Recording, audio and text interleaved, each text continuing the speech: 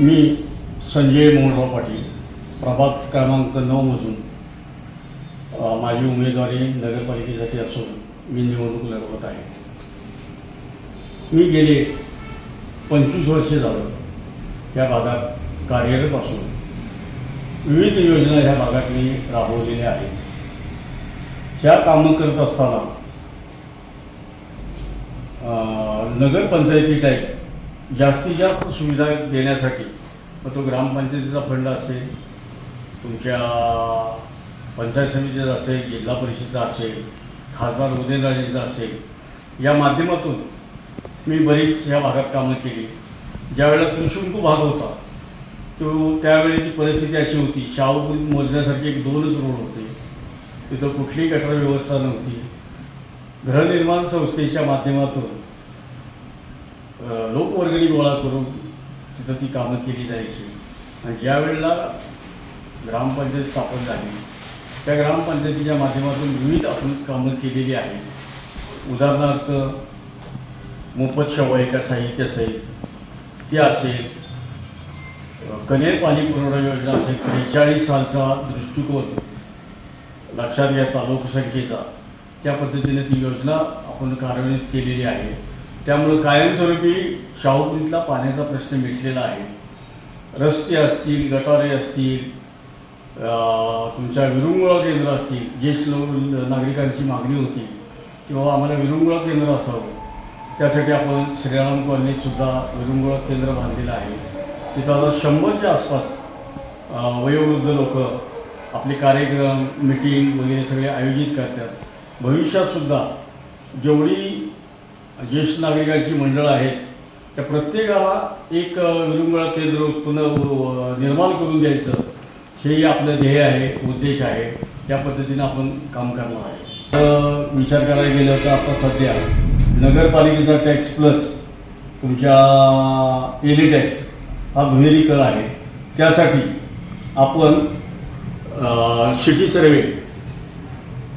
सर्वे करून घेऊन तो टॅक्स लवकरात लवकर कसा बंद करता येईल यासाठी आपण प्रयत्नशील राहणार आहे।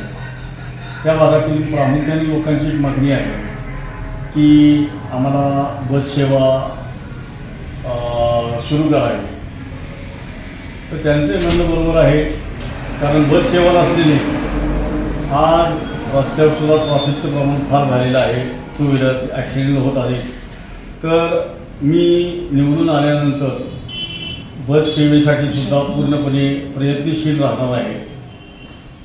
तसेच आता हद्दवाढ ज्यावेळेला झाली त्यावेळेला खासदार उदयनराजे भोसले यांची सत्ता तिथं असल्याने त्यांनी स्वतः आपले पत्र देऊन हद्दवाढीसाठी जे पैसे आणले, निधी आणला, तो एकूण 48 कोटी आणला। 48 कोटी आणल्यानंतर त्याचं ते विभाजन करून त्यांनी शाहूनगर व शाहूपुरी या भागासाठी तो निधी वापरण्यात आला। त्यावेळेला जी विकास कामं केलेली आहेत त्या विकास कामात प्रत्येक कॉलनीत जिथं आवश्यक आहे तिथं गटर बऱ्यापैकी जवळजवळ 90% कॉलनीत डांबरी रोड केलेले आहेत, बंदिस्त भुयारी गटर केलेले आहेत। अशा प्रकारे सगळी कामं करत असताना खासदार उदयनराजेंनी सांगितलं गटर आणि रस्त्याची कामं करत असताना देखील तुमच्या भागातील बागेचा प्रस्ताव दे आणि आपण बागेला सुद्धा पैसे टाकू, तू म्हणजे जेवढे त्या पद्धतीनं आपण वॉकिंग ट्रॅक जो आहे आणि बागेचं ही सुद्धा कामं पूर्ण केल्यामुळं लोक त्याचा आनंद घेत आहेत, ती समाधानी आहेत। आणि मी असा एकमेव उमेदवार आहे जो 24 तास लोकांना ॲवेलेबल आहे। मला ग्रामपंचायतीच्या विकास कामाचं सोडून द्या, इतरही कामासाठी मला कोणी काही सांगितलं तरीसुद्धा मी त्यासाठी प्रयत्नशील असतो। शाहूपुरीच्या साध्या लोकांनी मला सांगितलं की बाबा आपल्या इथं कचऱ्याचा प्रश्न आहे, त्यासाठी घंटागाडी चालू करा। ती घंटागाडीसुद्धा आपण चालू केलेली आहे। शाहूपुरीचा कचरा घंटागाडी सुरू केल्यानंतर तो आपण सोनगाव डेपोत टाकत असताना ह्या शाहूपुरीकरांना बऱ्यापैकी माहीत असेल की तो कचरा अडवला गेला की आमच्या नगरपालिकेच्या डेपोत टाकायचा नाही।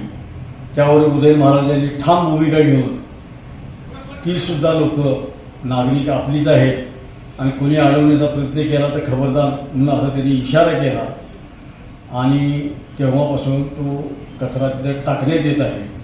हद्दवाढीला विरोध केला हे सांगितलं जात आहे. का विरोध केला हे सांगितलं जात नाही.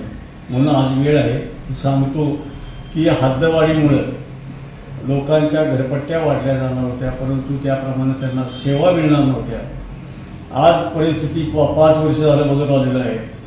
वेळच्या वेळी कचरा काढला जात नाही, घंटागाडी येत नाही, गवताचं जंगल झालेलं आहे. फॉगिंगचा तर विषयच नाही. DDT पावडर अगदी टाकली तर चौकात टाकली जाते. अशा पद्धतीनं सगळ्या अडचणी निर्माण झालेल्या आहेत. आता ते विचारतात की बाबा हद्दवाढीला विरोध करणाऱ्या लोकांनी आता परत नगरपालिकेला उभा राहण्यासाठी नाचत आहेत. तर लोक जी टॅक्स भरतात त्या टॅक्सचा पुरेपूर त्यांना फायदा व्हावा, स्वच्छता राहावी आणि त्यांचं जनजीवन सुखसमाधानी व्हावं यासाठी मी पुन्हा माझी उमेदवारी जाहीर केलेली आहे. आणि आपण सर्व मला एअर कंडिशन या चिन्हाला मतदान देऊन विजयी कराल याची मला खात्री आहे.